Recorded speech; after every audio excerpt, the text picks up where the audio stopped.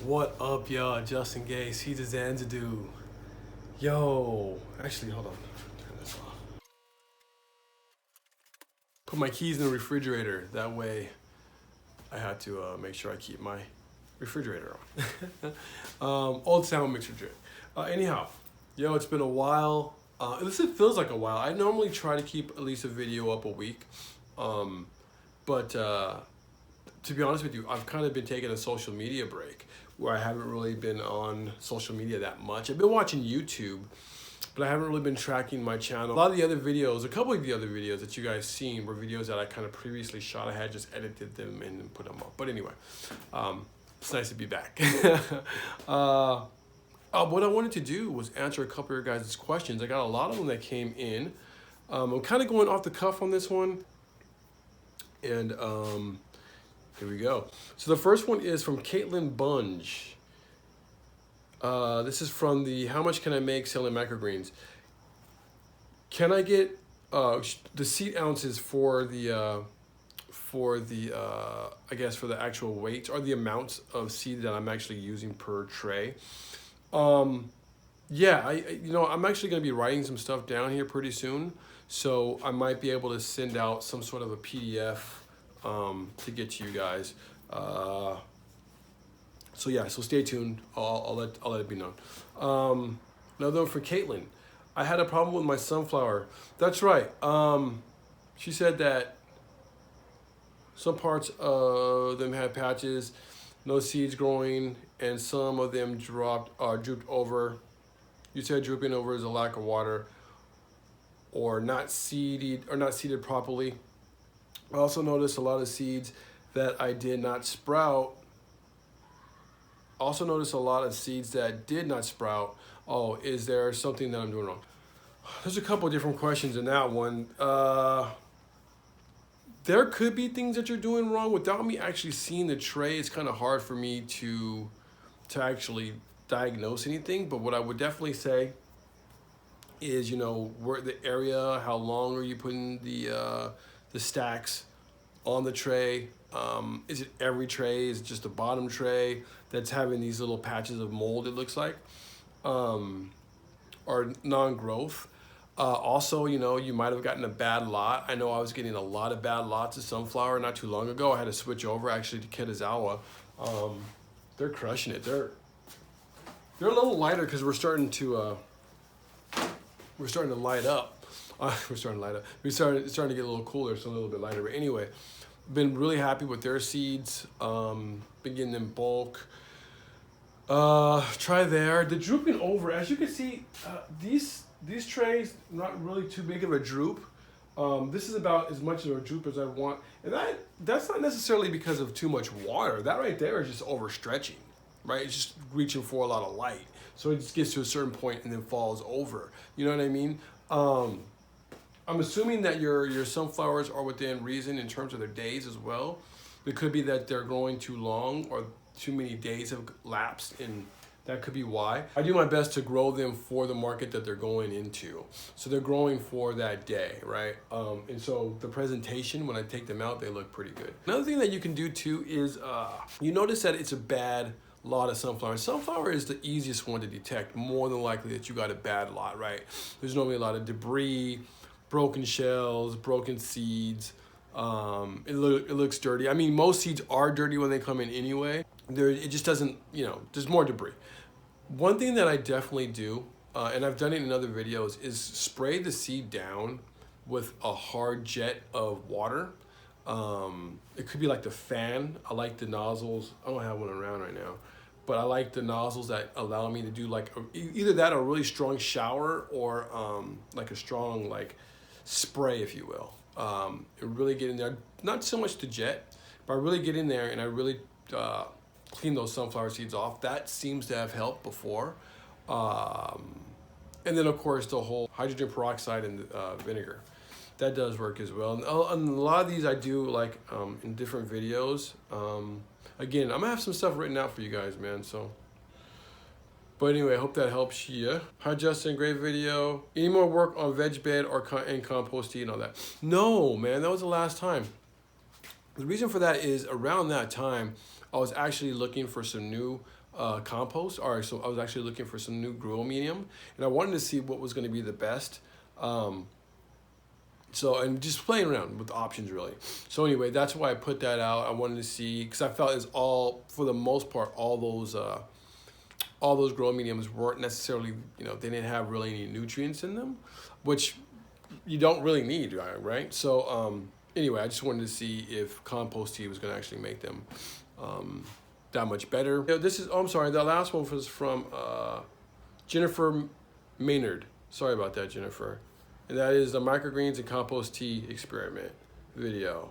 This one is from Mac Ali Good. Justin, I appreciate the video. Cilantro germination gives me the worst trouble. Yeah, okay. Are you covering the soil after seeding? Are you stacking? Or I'm not exactly sure. Denning after seeding? Oh, I'm assuming putting a top on it. And I've seen people do that. I'm trying to get his name. I'm trying to get his name will come to me, but I think that's what he did. He put like a dome on top of them, and that seemed to work pretty well. I stack them up. This is a bunch of cilantro back here now. You know, and I have a video. I'll show you guys. But yeah, I normally stack them up like I do anything else. But this is exactly how we do it, man. Right? See how everything's stacked up? Cilantro's no different. So we stack the cilantro. We were at one time stacking them a little bit lighter, but oh, look at that. That's how we do cilantro. Those bud boys are about to come out. They look good. Decent. The one thing with cilantro that you do want, that I do run into, is maybe leaving them stacked too long. Then they seem to mold out pretty damn fast. So you want to get them out of the stack. If you're stacking them fairly high, you want to get them out of the stack pretty quick. Another key thing for cilantro germination, man, I do most of the germinating while they are soaking or after they've come out of the soak, to be honest with you. It's right about a 4-day process here. So what I do is, it's on the video. I take it out, do all the sanitation. At that point, it's just a rinse. You know, just like you're sprouting any other kind of sprout. You're just rinsing it out, rinsing it out, rinsing it out. At about day 3-ish, maybe 4. So yeah, right about 3. Well, about 3 is when you should see them start to sprout, depending on how your climate, of course. How hot is it? But by day 4, typically that's when we're putting them inside the trays. Yeah, and then another thing too, make sure you're getting a leisurely split. That's the kind of seed, again, you can only get those from Kitazawa. At least that's the only place I've been able to find them. They do bulk section out there, Oakland. So if you're in California, it's pretty cool. Pretty cool seed company to go to. AJ's Green Topics. What's up, AJ's Green Topics? Great information. Thanks for sharing. Oh, peace, man. Word. Thank you. Cough Salat. I'm sure that shit sounds tight. I don't know, but anyway, where did you get the mesh cloth thing? Did you say it was insect netting? Yeah, this is insect netting.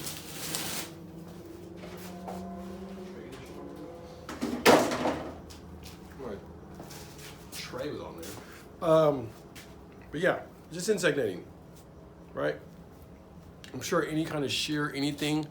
This works really well. I'm pretty sure I got this idea from my man over there at Wise Earth Farms. I'm pretty sure that's where I got this idea. Yeah, they do some pretty cool stuff over there, man. If you just watch any of their videos, Curtis Stone did some of them.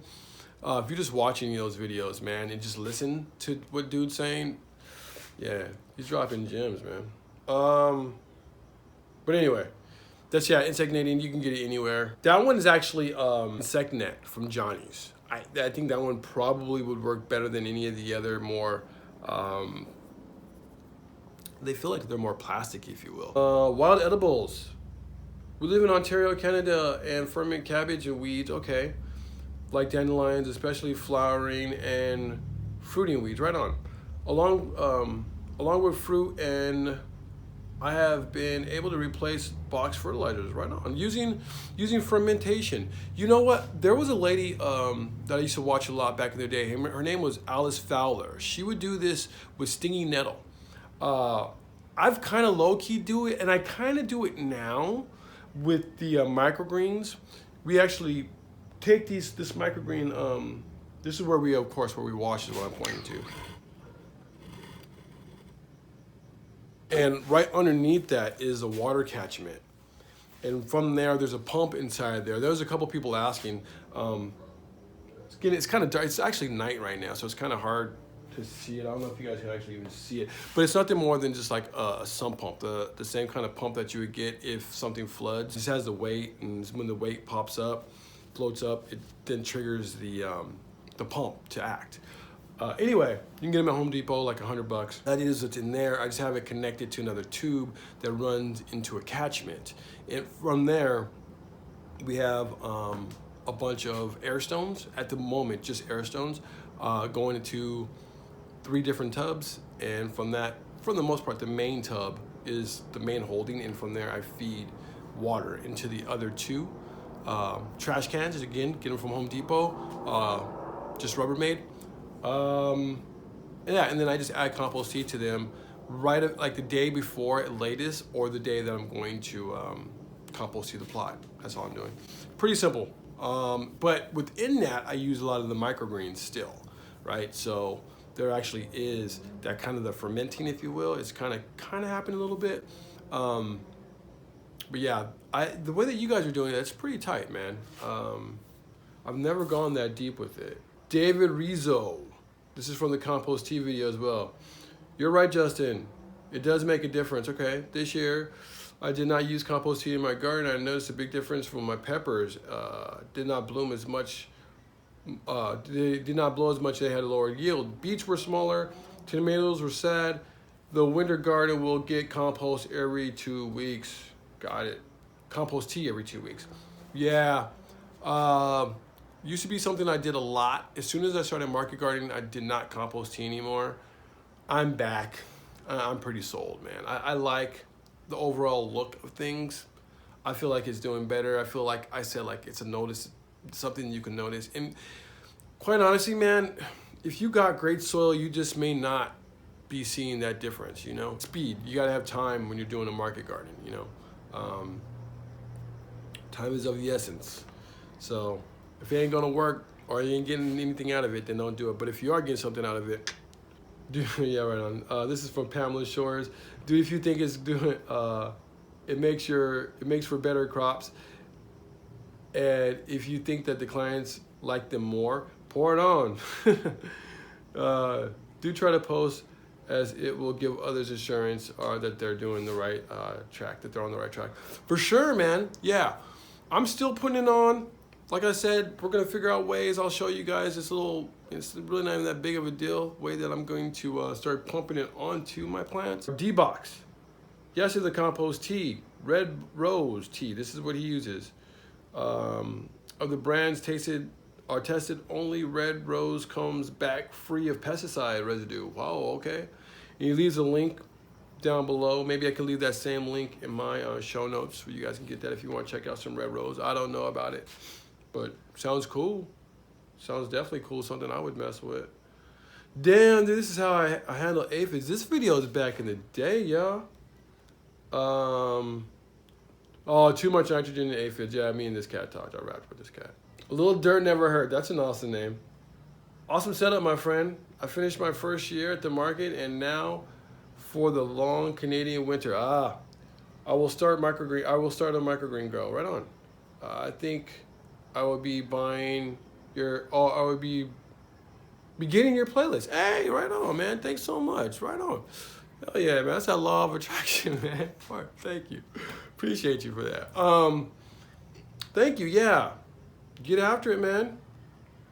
Good to see another cat out there, but those winters are no joke. I think we're gonna be cooler here. Yeah. There's a lot of cats out there that grow in the cold. But remember, when it comes back to spring, and if you're living in California, don't do like I did. Yeah.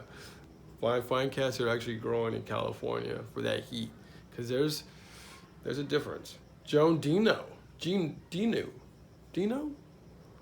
It's tight. Growing with shade cloth and insect netting. Thanks for the information. Even though I live in the state of Washington, we battle unexpected frost as well as insect problems. Yeah, man.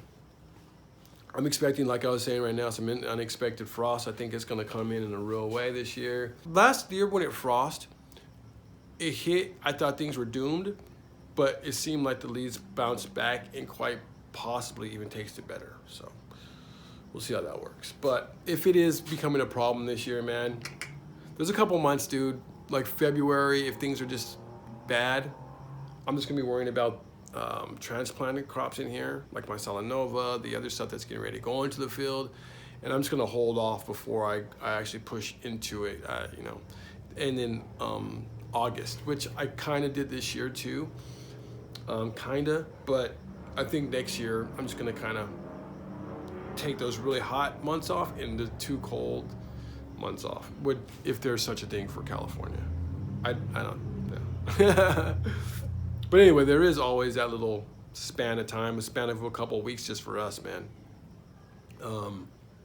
Well, could be a little bit longer, I guess, where nothing really grows, so you are kind of forced to have time off anyway, so it's kind of cool. Abasa Saraka. I think that's what I'm saying about. Abasa Saraka, pretty sure. This is off of How Much Can You Make Selling Microgreens. Thank you. I've been thinking about starting the microgreen business in Ann Arbor. Right on, man. I need to go out and find out about the market before I get started. Yeah, I think market research is a huge to do. Is it better if I'm back here? Am I seeing you better? I think market research is a huge thing that you need to do. Yeah, you want to get that done. But the thing is like, don't let that stop you. Don't just get stuck on that. I don't think it really can be something that you're stuck on, but you know, just be careful for those little things. Just make sure that you just keep on plowing ahead, man. That's all I'm getting at, just keep plowing ahead. But yeah, find out what's going on in your market. Very good. Oh, this thing's about to die. Kaylin Bunge, I hope I'm saying your name right. Can I get your advice when it comes to sunflower underneath the light when they start to turn yellow? I'm not exactly sure. I'm assuming like when they're sprouting, that's really the only time that they're really yellow here. Anything after that, you might be holding onto your sunflower a bit too long. Really. Yeah, you don't really want to see yellowing. Sometimes they'll yellow like when I put them outside of the canopy. If they're not getting enough light, then we just search for light. Like I guess if that's why you're asking, yeah, I put them underneath these lights just pretty much for right about anywhere from 12 to 18 hours a day. And they seem to do fine. Actually, they seem to look beautiful. Super deep green color. They taste really good. So yeah, lights are really good. The lights, these are actually, it's back here. I don't have, there's so far. This is a 2-inch tray. I normally will start them out here, but you can see there's dark spots here too, right? This isn't the best setup. It works for sunflower, however. It works, so. But I'm constantly rotating them. So we'll start them up there where the light's a lot lower while they're low, and that helps them grow and kind of stunt them out a little bit as well. It seems like it gives them like a lot more green. And then we'll drop them down there where the light's a lot further. And eventually, man, these things just go up. And they'll fill up that whole bottom.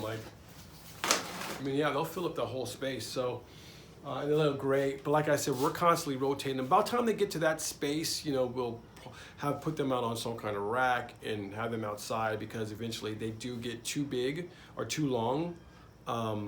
And I don't want them to get too long, so I need to put them in the cold to slow them down.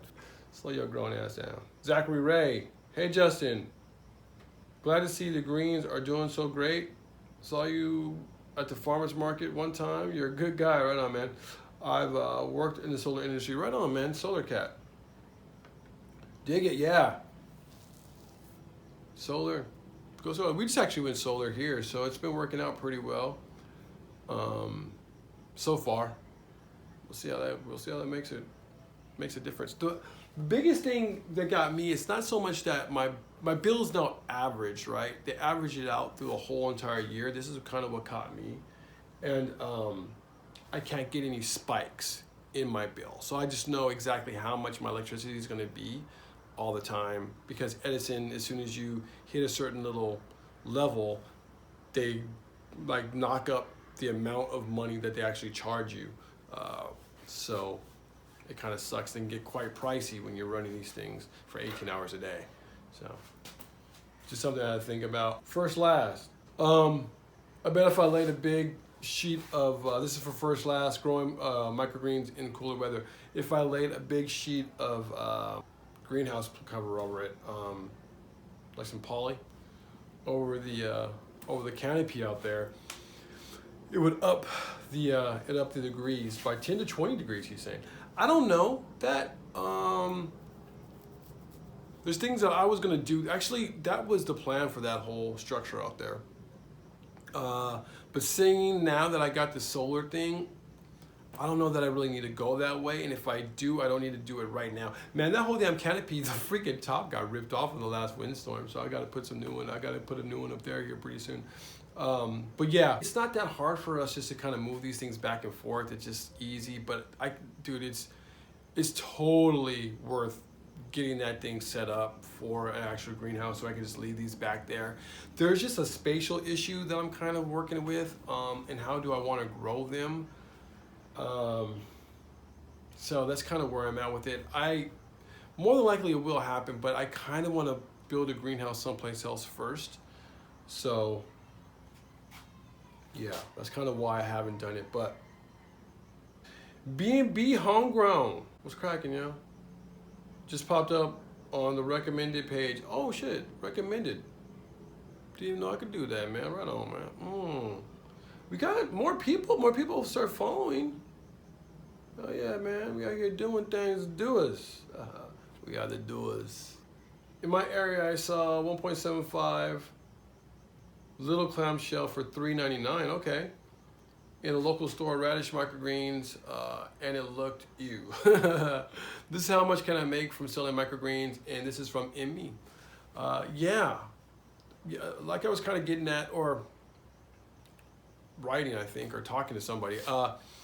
Growing microgreens in a store or for store, to me, you almost have to look at that as if it is another plot. I'm gonna try to get through as many of these as I can, guys. There's a lot. And if you don't hear your name, I will respond to you. I just want to throw that out there. I will respond to you. And a lot of you guys too, you might not see or hear your name getting called on this because it might actually become a full video. There's a lot of really good questions in this. So anyway, I just wanted to do a quick video for you guys. But yeah, getting back to that. Yeah, it's almost like another plot, you know, where you got to constantly be checking on your microgreens. It goes down into how much are you actually making, not how you're making, but the deal that you set up with the store. Are you like on consignment? Or is the store just buying in your microgreens? Because at the end of the day, not everybody that's going to be needing to look after those microgreens are going to even know what microgreens are, right? So you have to really make it a point, I feel, to make sure that your product is looking good on the shelf. They'll face them up. At least a good store will face them up and all. But make sure that you are restocking with fresh product. Try to get into the stores to try to move that stuff. But yeah, unfortunately, they just don't look great. At least not yet. Even the ones where you grow them, it's the same thing, dude. At least a week. I mean, that's pretty much the time that you want to turn them anyway. So kind of got to think about it. Casey Wilson, that's my dude. Yo, this cat hits me up. Thanks a lot, Casey. This is a really good one. I'm gonna read out to you guys. I'm using the shallow trays for speckled pea, and I'm only using 8 ounces and getting almost a pound every time. Selling 2 ounces for $5. Try lowering your density one time for a trial, of course. Soaks this piece for 8 hours. Broccoli is a big hit here. Ohio, arugula, wasabi, word. Yeah, all 3 of those really dope here as well. We have actually tried. This is the 8-ounce pea. Not as thick as what ours used to be. How long are you holding them, man? You know, that's a big thing. These pea, believe it or not, because of the windstorm and the lack of canopy, actually are, dude, they're actually almost, they're a little over a week now. But these are normally the ones that we be taking to market. We're just kind of getting into that time of year where we just kind of carry them over. So it'll actually be 2 weeks. So we'll see where they're at in about 2 weeks. But how much are you, like, how long are you carrying yours for? This is normally not the way that they look. They're normally pretty bushy this time of the week. You see there? They're trying to get there. And this is another 8 ounce as well. It looks better than that because it's filling out, but that's the only one that I have, really. They all kind of look the same. But yeah, we'll see, man. We'll see what that looks like. If you can let me know how long you're holding them, that'd be really cool too. Manny Perez. Great video, Justin. Thank you, man. Hopefully you'll do more often. I will definitely keep on trying, man. I'm going to keep on plugging away at them. Trying to get some more and more of them up. Yeah, man. Thank you for the detail. This one comes from Tranquil Waves. Oh, that's a dope name. What do you do during the winter months to get product to the public with no open markets versus restaurants open year round? Oh, ask me the questions. I'm very curious about your winter operations. Yeah, you'll see more of our winter operation. We are kind of now, for the most part, getting into it. We're easing into it now. But our farmers markets are year round. Chefs, we actually I just had another chef come out here not too long ago, which is really cool. I felt as though we are constant. You know, I mean, we do have dips here and there at the market, but every market has that. Right now, my main market, however, is taking a major dip just because of some parking issues that are happening over there. We moved the market to a beautiful spot within the same exact parking lot. It's a huge parking lot. So we moved it further down. So we're in the same place. So in the same day, the same time. So that's cool. But like I said, man, farmers markets, dude, very volatile. You start changing stuff around. But looks like things are peaking, you know, getting worked out. So that's cool. Oh, man, I love your videos, bro. You're my new fan. Hey, right on, man. This is from Asia Just Because. Hell yeah, Asia Just Because. Thank you very much. I appreciate you. Even got a thumbs up on that. Hey, man, that's what's up, man. This is from Dan Parker. Thank you, Justin. I've been practicing growing for crops you discussed. Okay. Oh, I've been practicing growing the 4 crops you discussed, and I'm ready to start selling. The timing of the video is perfect. Right on. Much appreciated. Right on, man. Good. Yeah, get out there. Get out there, man. So the way you can get it. Getting out there. Kim Riddle. It's a pretty cool name. Great video, Justin. I'm not growing any microgreens yet, but I've been interested for a while. You gave me a great detailed information and learned a lot from it. Right on. Right on. I'm glad you guys are picking up from that, man. That's what's up. First Last. Another one of the homies that hits me up a lot. Thank you, First Last, man. I appreciate you for that, man. Thanks for the video. Lots of details. Makes me want, what makes you want to live cut at the markets? That's a great question. Flexibility, in that I can actually keep my microgreen trays a lot longer. This is probably a video that I'm going to be doing the whole video on. I've been wanting to do this video for a while, but a question that's going to have me doing a video on. Yeah, that's the main reason. I can just keep the trays longer, and I don't have to worry. This is a lot, man. I don't have to worry about bagging them. You know, we're bagging them right there at the market, and I'm bagging exactly what it is that I need at the market while I'm going. Yeah, and then I can bring back the rest of them, water them, save them for next week's mix. To me, it's just it's the best way to go, and it makes for a pretty good presentation. We'll get into all this, man. Yeah, but you see what I'm saying? It's a dope way. It comes with this downfalls too. We'll definitely say those, but yeah, it comes with some, you know, things. I shouldn't ever do this, but there's some things you need to be aware of for sure. Stanford, right on, man. Stanford. Good work, sir. Love your passion for what you're doing. Still waiting on the market day video. Word. We'll do our best to get one up. I don't know if you want something more like. We'll hang out there. We'll hang out in the market. We'll see what's cracking. I have done a lot of those on Instagram. If you guys follow me on Instagram, We do a lot of those videos there, or more of those videos on that platform. This is from Bravo Luca. Bravo Luca, my #1 G. This cat right here, probably the first dude that's actually hit me up since doing the market garden. So what up, man? Bravo.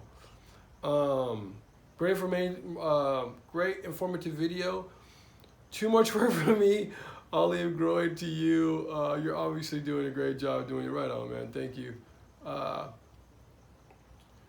Daniel Connor, great video. Thank you very much, man.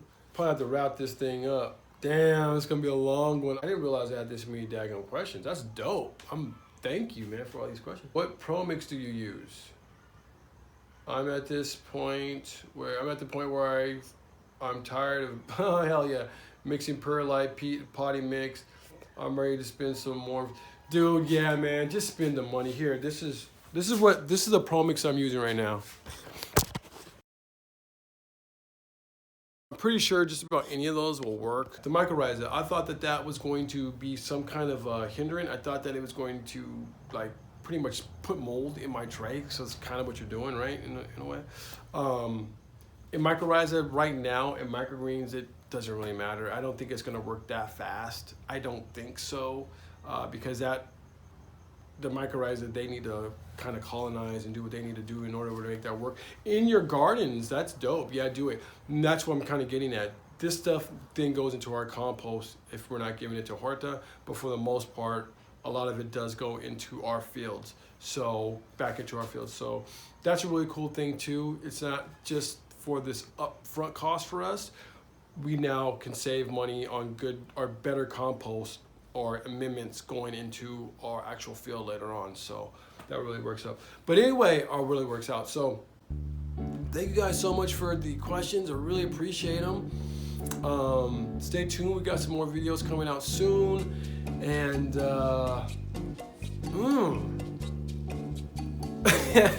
Fish.